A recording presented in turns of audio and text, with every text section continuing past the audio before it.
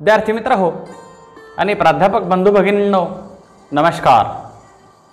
मित्र हो, कोरोना महामारीमध्ये संपूर्ण जग पुन्हा एकदा विळख्यात आलेलं असताना ह्या नवीन व्हिडिओच्या माध्यमातून ह्या व्हर्च्युअल प्लॅटफॉर्मवर मी तुम्हाशी पुन्हा एकदा एका वेगळ्या रूपामध्ये संवाद साधण्यासाठी आलेलो आहे। मित्र हो, मी BA सेकंड इयरला असलेली जी चौथ्या सेमिस्टरमधली जी युनिट 1 मधील पहिली कथा आहे, जिचे इंग्रजीत नाव आहे द रिमोर्सफुल सिनर, परंतु ती कथा मी त्या कथेवरील व्हिडिओ तयार केल्यानंतर बऱ्याच विद्यार्थ्यांच्या खाली कमेंट आल्या की सर ही कथा आपण आम्हाला मराठीमध्ये समजून सांगावी। विद्यार्थी मित्र हो, काही विद्यार्थी कमेंट करत असताना इंग्रजी भाषेविषयी कमेंट करतात, तुम्ही मराठीमध्ये का बोलता म्हणून कमेंट करतात। विद्यार्थी मित्र हो, एक महत्त्वपूर्ण गोष्ट मला इथं अत्यंत अगदी मोठ्या स्वाभिमानाने सांगावीशी वाटते की विद्यार्थ्यांपर्यंत मी दिलेला जो मेसेज आहे, संदेश आहे, तो सुद्धा पोहोचणं गरजेचं आहे। शिकवणं अध्ययन म्हणजे स्वतःची विद्वत्तेचा प्रसार प्रचार करणं तर आहेच, तद्वतच आपण जी गोष्ट अध्ययन करतो ती विद्यार्थ्यांपर्यंत कितपत पोहोचते, त्यांना ती किती आकलन होते, हे सुद्धा अत्यंत महत्त्वाचं आहे। तेव्हा लँग्वेज नॉट मॅटर्स, माध्यम महत्त्वाचं नाही आहे। मान्य आहे परीक्षार्थींचं माध्यम हे इंग्रजी आहे आणि इंग्रजी भाषेतून त्या अनुषंगाने आपण बोललं पण पाहिजे, परंतु शेवटी आपण जे शिकवतो, आपण जे अध्ययन करतो ते कळणं सुद्धा खूप गरजेचं आहे।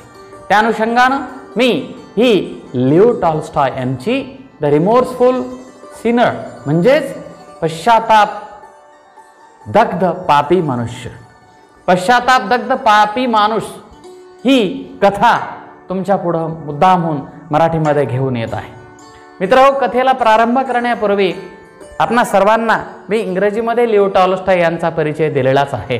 तत्पूर्वी पुन्हा एकदा मी लिओ टॉल्स्टॉय यांचा मराठीतून परिचय देतोय। मित्रांनो, लिओ टॉल्स्टॉय हे फार मोठे तत्वज्ञ लेखक 19व्या शतकामध्ये रशियन साहित्यामध्ये होऊन गेले, ज्यांनी वेगवेगळ्या अनुषंगाने कथा लिहित असताना, नाटकं लिहित असताना लोकांना धर्माच्या अनुषंगाने जागृती करण्याचं काम मोठ्या प्रमाणामध्ये केलं। मित्रहो, सुरुवातीच्या काळातलं प्रत्येक भाषेतलं वाङ्मय हे त्या भाषेतील धर्मग्रंथांनी प्रभावित झालेलं आपल्याला दिसून येतं। त्या न्यायानं लिओ टॉल्स्टॉय यांचं सुद्धा वाङ्मय हे बायबल आणि बायबलमधील कथांनी प्रभावित झालेलं दिसून येतं। लिओ टॉल्स्टॉय यांच्या कथेतून आपण बघत असतो की मानवतेचा शोध घेण्यासाठी लिओ टॉल्स्टॉय वारंवार प्रयत्न करत असतात। नवे वेगवेगळ्या प्रतीकाच्या माध्यमातून लोकांना जीवन जगण्याची जी काही सुंदर शैली आहे ती सुद्धा शिकवण्याचा प्रयत्न लिओ टॉल्स्टॉयनी आपल्या वाङ्मयातून केलेला आहे। लिओ टॉल्स्टॉय यांचं वाङ्मय जर आपण त्याचं शहावलोकन जर केलं तर टॉल्स्टॉय यांची जी जगप्रसिद्ध कादंबरी आहे वॉर अँड पीस किंवा ॲना करेनिना, ह्या जगभर ह्या सगळ्या कलाकृतींना आजही लोक तेवढ्याच हिरिरीनं, तेवढ्याच आपुलकीनं वाचताना दिसतात।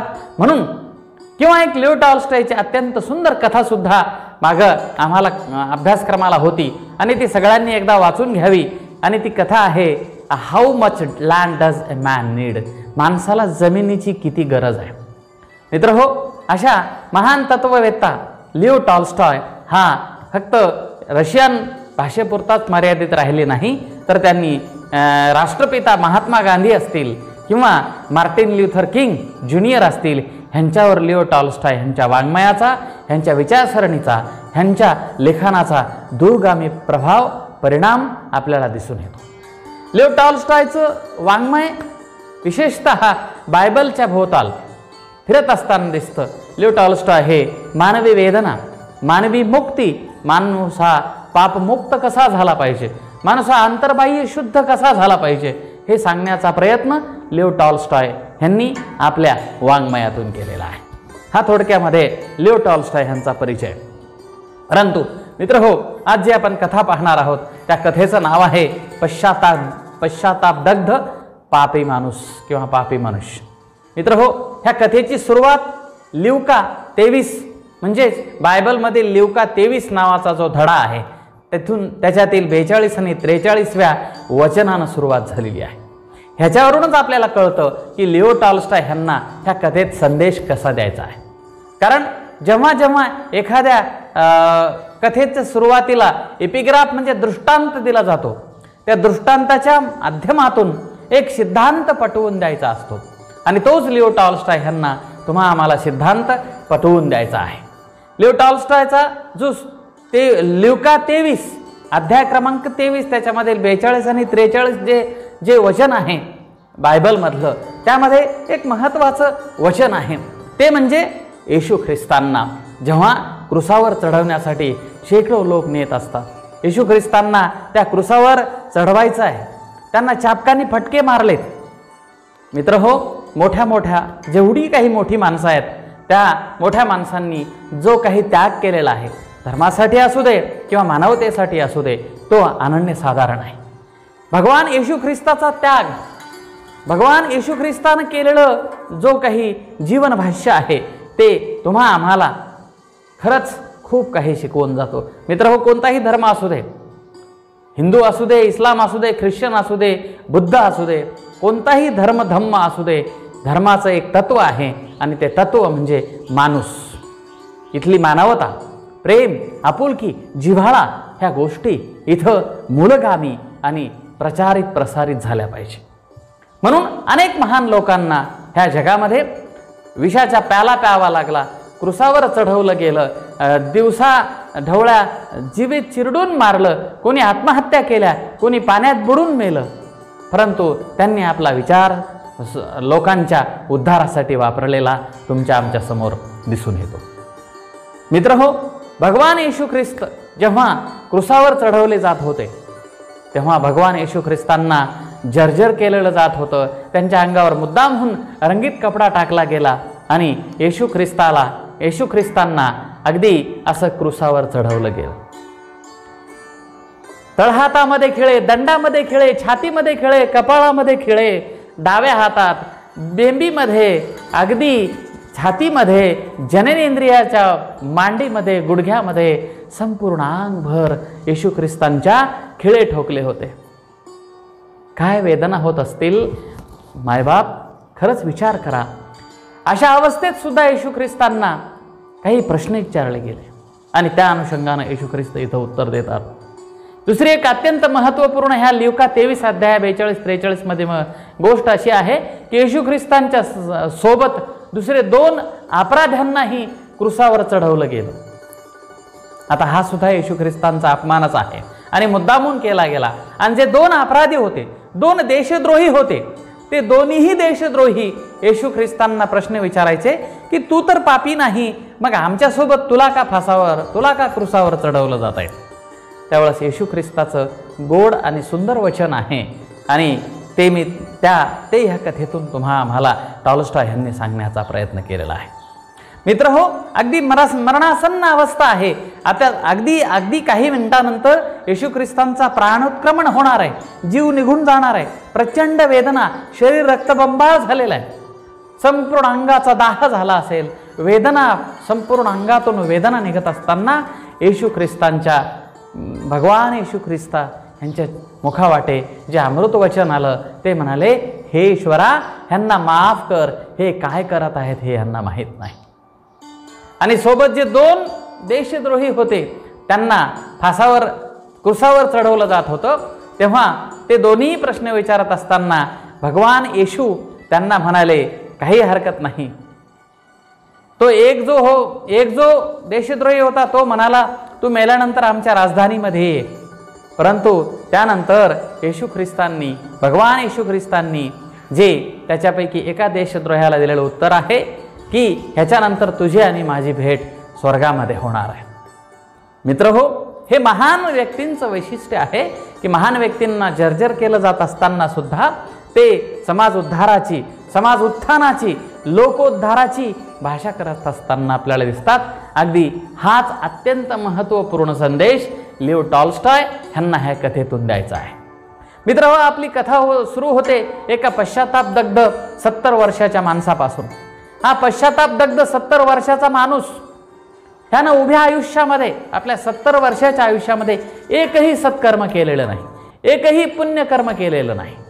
आता पुण्यकर्म म्हणजे काय, सत्कर्म म्हणजे काय, ह्या विषयावर बोलण्यानंतर आपल्याला विषयांतर होईल, वेळ जास्त होईल. म्हणून एकही पुण्यकर्म न केलेलं असताना सुद्धा हा 70 वर्षाचा पापी मनुष्य हा चिंताग्रस्त झाला की मी 70 वर्षामध्ये एकही पुण्यकर्म, एकही सत्कर्म केलेलं नाही, मग माझी जागा कुठं आहे, स्वर्गात की नरकात? कारण प्रत्येक धर्मग्रंथामध्ये स्वर्ग नरक ह्या संकल्पना असताना ती बायबलमध्ये ही संकल्पना आहे की प्रत्येकाला वाटतं की आपण मेल्यानंतर आपली मुक्ती व्हावी, आपण मेल्यानंतर आपण स्वर्गामध्ये जावं, मेल्यानंतर आपल्याला सुखसुविधा मिळाव्यात. अगदी ह्याच न्यायानं तो हा 70 वर्षाचा पश्चातापदग्ध पापी मनुष्य सुद्धा ईश्वराला शरण गेला आणि म्हणू लागला, देवा, हे ईश्वरा, मला स्वर्गामध्ये जागा दे ना. आणि असं म्हणता म्हणता त्या 70 वर्षीय माणसाचं प्राणोत्क्रमण झालं, तो मेला. आणि जसाही तो माणूस मेला, त्याचा आत्मा जाऊन स्वर्गाचं दार ठोठावू लागला, दार उघडा. काय कमाल आहे! 70 वर्षाचा पापी मनुष्य, पश्चातापानं जर्जर झालेला मनुष्य जेव्हा दार उघडा म्हणून स्वर्गामध्ये जाऊन किंगडम ऑफ हेवन किंवा डोअर्स ऑफ हेवनचे दार खटखटू लागला, तेव्हा मधून आवाज आला, कोण तुम्ही? त्यावेळेस ह्या पश्चातापदग्ध 70 वर्षाच्या माणसानं उत्तर दिलं, मी 70 वर्षात एकही पुण्यकर्म केलं नाही, मी एकही सत्कर्म केलं नाही, आणि तरीही मी ह्या ईश्वराच्या स्वर्गाच्या दारावर येऊन दरवाजा ठोठावतोय, कृपया मला मदत, मला स्वर्गामध्ये प्रवेश द्या. दरवाजाच्या पलीकडून आवाज आला, काय कमाल आहे, तुम्ही 70 वर्षामध्ये एकही पुण्यकर्म केले नाही, एकही सत्कर्म केलं नाही, मग तुम्ही प्रवेश स्वर्गामध्ये मागताय, जा इथून, तुम्हाला स्वर्गामध्ये प्रवेश मिळणार नाही, कारण तुम्ही 70 वर्षामध्ये एकही काम केलं नाही. त्यावेळेस ह्या 70 वर्षाच्या पश्चातापदग्ध माणसानं प्रतिप्रश्न केला, पलीकडून तुम्ही जे स्वर्गाच्या दरवाजाच्या पलीकडनं बोलताय, आपण कोण आहात? त्यावेळेस पलीकडून परिचित आवाज आला, मी पीटर, भगवान येशू ख्रिस्तांचा प्रेषित अपोस्टल, प्रेषित पीटर आहे. त्यावेळेस मात्र हा जो पश्चातापदग्ध 70 वर्षाचा जो पापी मनुष्य होता, तो म्हणाला, अहो काय कमाल आहे, अहो तुम्ही तर येशू ख्रिस्तांचे प्रेषित आहात ना, आणि भगवान येशूने काय सांगितलंय, दया, क्षमा, है की नाही, ह्युमिलिटी, प्रेम, आपुलकी, जिव्हाळा, सामान्य माणसाचा उद्धार करण्याचा विचार भगवान येशू ख्रिस्तांनी सांगितलाय, आणि तुम्ही तर भगवान येशू ख्रिस्तांचे स्वतःला प्रेषित अपोस्टल म्हणता, तुम्ही तरी कुठं येशू ख्रिस्तांच्या सगळ्या आज्ञांचं पालन केलंय? आठवतंय का तुम्हाला, ज्या दिवशी जेव्हा भगवान येशू ख्रिस्त तुम्हाला जागा राहण्यासाठी सांगत होते, त्यावेळेस तुम्ही झोपलात, त्यानंतर तुम्ही अनेक वेळा वचनं भगवान येशू ख्रिस्तांसोबत असताना अनेक वेळा भगवान येशू ख्रिस्तांची वचनं मोडली. कुणाला हा प्रतिप्रश्न करतोय माणूस? पीटर, प्रेषित, भगवान येशू ख्रिस्तांचा जो प्रेषित आहे, त्याला हा 70 वर्षाचा माणूस म्हणतोय की तुम्ही एकही नियम येशू ख्रिस्तांचा पालन केलेला नसताना तुम्ही कसं काय स्वर्गामध्ये जाता, मग तुम्हाला काय अधिकार आहे स्वर्गामध्ये राहण्याचा? असं जेव्हा 70 वर्षाचा पश्चातापदग्ध मनुष्य बोलायला लागला, त्यावेळेस मात्र स्वर्गाच्या पलीकडून भयान शांतता, आवाज बंदच झाला ना, दरवाजा उघडणंही नाही आणि त्याला प्रत्युत्तरही नाही, सगळं काही शांत झालं. आता हा 70 वर्षाचा पापी जो पश्चातापदग्ध मनुष्य आहे, तो कुठं शांत बसतोय? त्याचा आत्मा कुठं शांत बसतोय? तो इकडून तिकडं फेऱ्या मारत असताना पुन्हा एकदा त्यानं थोडा वेळ वाट पाहिली आणि पुन्हा एकदा दरवाजा ठोठावला, दार उघडा, स्वर्गाचं दार उघडा, स्वर्गाचं दार, मला स्वर्गामध्ये घ्या. त्यावेळेस पुन्हा एकदा पलीकडून आवाज आला, कोण तुम्ही? आता मात्र आवाज बदललेला होता. म्हणजे पीटर जे प्रेषित येशू ख्रिस्तांचे जे प्रेषित होते ते पीटर नव्हते. पलीकडून आवाज आला, कोण तुम्ही? त्यावेळेस पुन्हा या 70 वर्षाच्या पश्चातापदग्ध माणसानं उत्तर दिलं, मी 70 वर्ष पृथ्वीवर जगलो, एकही पुण्यकर्म केलं नाही, एकही सत्कर्म केलं नाही आणि अचानक माझा मृत्यू झालाय. परंतु मी येशू ख्रिस्तांवर प्रचंड प्रेम करतो, मला कृपया स्वर्गामध्ये जागा द्या. अहो ते म्हणाले तुम्ही 70 वर्षात एकही सत्कर्म केलं नाही. परंतु ते म्हणाले तुम्ही कोण? त्यावेळेस दुसरा आला आणि तो दुसरा जो मधून आवाज येत होता तो डेव्हिड होता. ते येशू ख्रिस्तांच्या आणखी एक अत्यंत जवळचा किंग अँड प्रॉफेट डेव्हिड होता. डेव्हिडने उत्तर दिलं की मी डेव्हिड. मग त्यावेळेस हा 70 वर्षाचा पश्चातापदग्ध मनुष्य म्हणाला, अहो डेव्हिड किंग, तुम्ही तर किती पाप केली, तुम्ही एवढ्या आयुष्यामध्ये एकही सत्कर्म केलं नाही, तुम्ही सगळीकडे पापच कर्म केली. नव्हे तुम्ही तर तुमच्या सहकार्याचा खून केला, तुमच्या सहकार्याचा खून करून त्याच्या पत्नीचं हरण केलं. असे पाप करणारी माणसं सुद्धा तुम्ही स्वर्गामध्ये आहात, तुम्हाला काय अधिकार आहे स्वर्गामध्ये राहण्याचा? डेव्हिड चिडीचूप.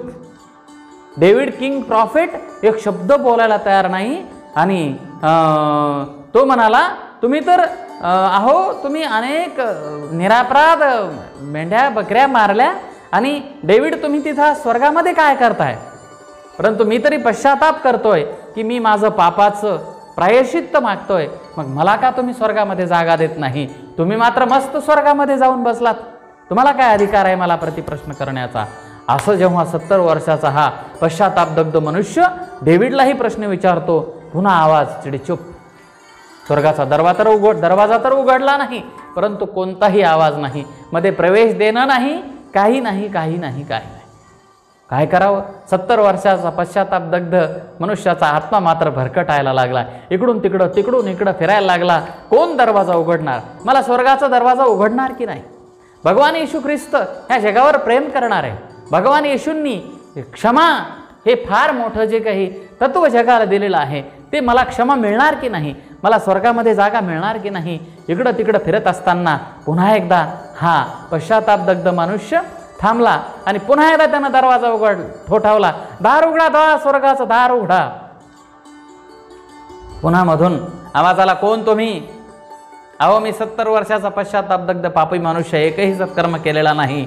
त्यावेळेस मधून आवाज आला, जा मग तुम्ही, स्वर्गात तुमची जागा नाही, तुमची जागा नरकामध्ये आहे, इथं तुमची जागा नाही. परंतु पुन्हा पश्चातापदग्ध 70 वर्षाच्या माणसाने विचारलं, अहो तुम्ही कोण? तुमचा चेहरा दिसत नाही, तुमचा आवाज ऐकू येतोय, पण तुम्ही कोण? तुमचं नाव काय? तिसऱ्यांदा पहिला पीटर, दुसरा किंग डेव्हिड आणि तिसऱ्यांदा आवाज आला, अरे अहो तुम्ही कोण?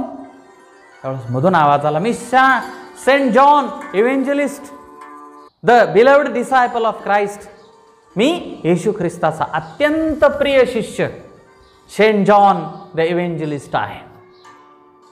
मग जेव्हा ह्या पश्चातापदग्ध माणसानं तिसऱ्यांदा जे सेंट जॉन इव्हेंजलिस्ट आहेत हे नाव बघितल्याबरोबर ते म्हणाले, पश्चातापदग्ध मनुष्य म्हणाला, अहो सेंट जॉन, पीटरचं ठीक आहे, डेव्हिडचंही ठीक आहे, परंतु तुम्ही तर सेंट आहात, तुम्ही तर संत आहात, हे की नाही?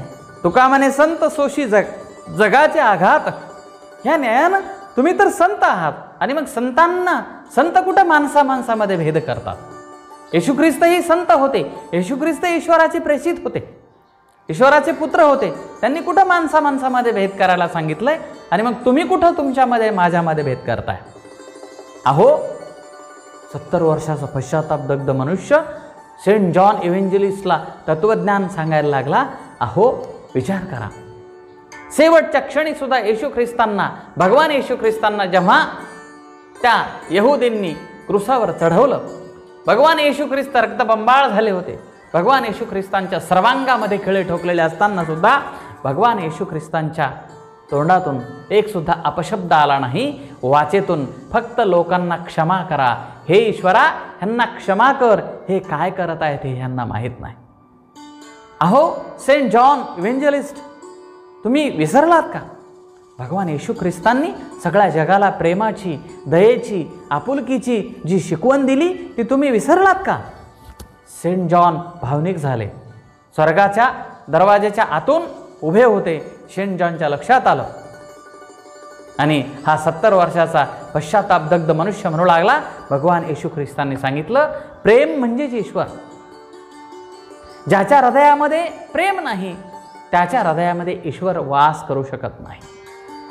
ज्याच्या हृदयामध्ये प्रेम नाही त्याच्या हृदयामध्ये ईश्वर एक क्षण सुद्धा राहू शकत नाही. अहो सेंट जॉन, तुम्ही तर सगळ्या जगाला प्रेम शिकवता. तुम्ही तर सगळ्या जगाला आपुलकी, दया, माया, ह्या सगळी जी 7 वचनं येशू ख्रिस्तांची लोकांसाठी शिकवली ती तुम्ही विसरलात की काय? का तुम्ही माझा भेद करताय? भगवान येशू ख्रिस्तांनी सांगितलं की या लोकांना क्षमा करा. मग तुम्ही मला क्षमा करणार नाही का? 70 वर्ष मी एकही सत्कर्म केलं नसलं तरी आपणाला माझी विनंती आहे की आपण मला क्षमा करावं आणि मला स्वर्गात मध्ये घ्यावं. कारण हृदयामध्ये प्रेम असल्यानंतर माणसाच्या हृदयामध्ये ईश्वर सुद्धा तिथं वास्तव्य करत असतो. 70 वर्षाचा पश्चातापदग्ध मनुष्य जेव्हा हे एवढं सुंदर वचन बोलायला लागला तेव्हा सेंट जॉन इव्हेंजलिस्ट, जे भगवान येशू ख्रिस्तांचे सर्वात जवळचे निकटतम शिष्य होते, त्यांनाही कळवळा आला. त्यांचंही हृदय पिळवटून आलं आणि तेही म्हणाले, काही हरकत नाही, मी तुझ्यासाठी दरवाजा, ह्या स्वर्गाचं दार उघडतो. आणि अशा प्रकारे सेंट जॉन ह्यांनी, इव्हेंजलिस्ट ह्यांनी स्वर्गाचं दार उघडलं आणि सेंट जॉननं त्या 70 वर्षीय पश्चातापदग्ध मनुष्याला अक्षरशः मिठीच मारली आणि ते दोघंही एकमेकांना आलिंगन देऊन स्वर्गाच्या दरवाजावर रडायला लागले. इथं आपली कथा संपते. परंतु मित्र हो, विद्यार्थी मित्र हो आणि प्राध्यापक बंधू भगिनींनो, कथा इथं संपते. परंतु जगाला भगवान येशू ख्रिस्तांनी, लिओ टॉल्स्टॉयनी ह्या कथेतून जो भगवान येशू ख्रिस्तांनी दिलेला जो संदेश आहे तो आपल्या कथेतून तुम्हा आम्हाला देण्याचा प्रयत्न केलेला आहे. माणसाच्या हृदयामध्ये ईश्वरही असावा आणि माणसाच्या हृदयामध्ये प्रेमही असावा. मी तर म्हणतो, दया, क्षमा, शांती, तेथे देवाची वसती. महाराष्ट्रातील अनेक संतांनी, अनेक विचारवंतांनी, अनेक समाजधुरीणांनी वेगवेगळ्या प्रकारच्या विचारांचा प्रचार प्रसार करत असताना ते बायबल असो, गाथा असो, भगवद्गीता असो, ज्ञानेश्वरी असो, कुराण असो किंवा बुद्ध आणि त्याचा धम्म असो किंवा कोणताही धर्म असो, कारण धर्म मजहब नहीं सिखाता आपस में बैर रखना. कोणत्याही धर्मामध्ये तेढ निर्माण करण्याचं काम कुणीही करू नये. प्रत्येकानं आपला धर्म हा लोकांना कसा मानव धर्म आहे हे पटवून सांगण्याचा प्रयत्न केला पाहिजे. आणि येशू ख्रिस्तांनी अगदी शेवटच्या क्रुसावर चढत असताना सुद्धा लोकोद्धाराचं, लोककल्याणाचं, लोकांच्या हृदयामध्ये प्रेम, आपुलकी, जिव्हाळा, दया, क्षमा, शांती अशा प्रकारची जी महान वचनं ही माणसाच्या हृदयामध्ये रुजवण्याचं जे महत्कार्य केलेलं आहे तेच बायबलमध्ये लिवका 23 अध्याय क्रमांक 23 असेल, त्याच्यातील वचन क्रमांक 42-43 ह्याचा जो संदर्भ जो लिओ टॉल्स्टॉयनी प्रस्तुत कथेमध्ये दिलेला आहे, त्या कथेच्या माध्यमातून लिओ टॉल्स्टॉयना हेच सांगायचं आहे की माणसाच्या हृदयामध्ये ईश्वराचं वास्तव्य हवं असेल, माणसाच्या मनामध्ये, संपूर्ण शरीरामध्ये, हे की नाही. एके ठिकाणी जगद्गुरु तुकोबरायसुद्धा सांगतात, तुझं व्हावा आहे देव परी हा सुलभ उपाय. जर माणसाचा ईश्वर व्हायचा असेल तर माणसाच्या हृदयामध्ये प्रेम, जिव्हाळा, आपुलकी असायला पाहिजे. हा महान संदेश, हा महान तत्त्वज्ञ संदेश लिओ टॉल्स्टॉय यांनी ह्या द रिमोर्सफुल सिनर म्हणजे पश्चातापदग्ध पापी मनुष्य ह्यांच्या माध्यमातून दिलेला आहे.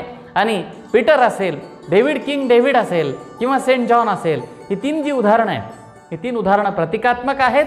म्हणजे आपण म्हणतो ना, एकदा का आपलं साध्य झालं की लगेच आपण धुतल्या तांदळासारखी भाषा करायला लागतो. अगदी पीटर असेल किंवा डेव्हिड असतील यांच्याविषयी तेच 70 वर्षीय त्या पश्चातापदग्ध मनुष्यानं प्रश्न उपस्थित केले आणि शेवटी सेंट जॉन इव्हेंजलिस्ट यांनी स्वर्गाचं दार त्या 70 वर्षाच्या माणसासाठी उघडं केलं. का? कारण त्याच्या मनामध्ये, त्यानं जरी सत्कर्म केलं नसलं तरी शेवटच्या क्षणामध्ये त्याच्या मनामध्ये दया, प्रेम, आपुलकी, जिव्हाळा निर्माण झाला आणि येशू ख्रिस्ताविषयी प्रेम निर्माण झाल्यामुळं शेवटी त्या 70 वर्षाच्या पश्चातापदग्ध मनुष्याला सुद्धा स्वर्गामध्ये जागा मिळाली.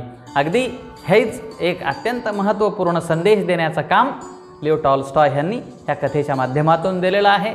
मग मित्रहो, अशा प्रकारे वेगवेगळ्या प्रकारच्या कथा वेगवेगळ्या धर्मग्रंथामध्ये सापडतात आणि त्याच्यातून फक्त मानवतेचा संदेश देण्याचं काम हे सगळे लेखक करत असतात आणि हीच एक वाङ्मयाची महानता ह्या जगामध्ये टिकून आहे। आणि म्हणूनच सगळ्याच भाषेतील वाङ्मय, सगळ्याच धर्माचं वाङ्मय हे मानवतेची कास धरतं। मानवतेचा ध्वज हा त्रिकाला बाधित, अगदी जोपर्यंत चंद्रसूर्य आहे तोपर्यंत हा मानवतेचा ध्वज ह्या सर्व धर्माच्या माध्यमातून प्रसारित केला जाणार आहे। हीच एक अत्यंत सुंदर एक भावना ह्या कथेतून तुमच्या माझ्या हृदयामध्ये निर्माण होते। पुन्हा एकदा आपणा सर्वांना विनंती आहे की ही कथा आपल्या सर्व मित्रांपर्यंत पाठवा। माझं चॅनल सबस्क्राईब करा। त्या पुन्हा एकदा लिओ टॉल्स्टॉयची कथा इथं मी थांबवतो आणि माझ्या वाणीला पूर्णविराम देतो। मित्रहो, आपणही आपल्या मनामध्ये, आपणही आपल्या हृदयामध्ये प्रेम, आपुलकी, जिव्हाळा ह्या भावना निर्माण करूया आणि माणसाचा ईश्वर कसा होईल, माणूसा सत्कर्मी सद्गुणी हा ईश्वराचा प्रेषित कसा होईल, ह्यासाठी आपण सर्वजण प्रयत्न करूया, हीच एक अपेक्षा व्यक्त करतो। आपण सर्व माझ्या व्हिडिओंना जे काही उदंड प्रतिसाद देत आहात त्याबद्दल मी तुम्हा सर्वांचा ऋणी आहे। आणखी पुढील व्हिडिओमध्ये मी वेगवेगळ्या प्रकारच्या छान कथा अभ्यासक्रमाच्या आणि आणखी काही घेऊन येण्याचा प्रयत्न करीन। आपण असाच प्रतिसाद द्यावा हीच एक अपेक्षा व्यक्त करतो। काही माझ्याकडून चूक होत असेल तर मी आपली क्षमा मागतो आणि पुन्हा एकदा प्रभू येशू आपणा सर्वांना सद्बुद्धी देवो हीच एक अपेक्षा व्यक्त करतो आणि माझ्या वाणीला पूर्णविराम देतो। धन्यवाद। नमस्कार।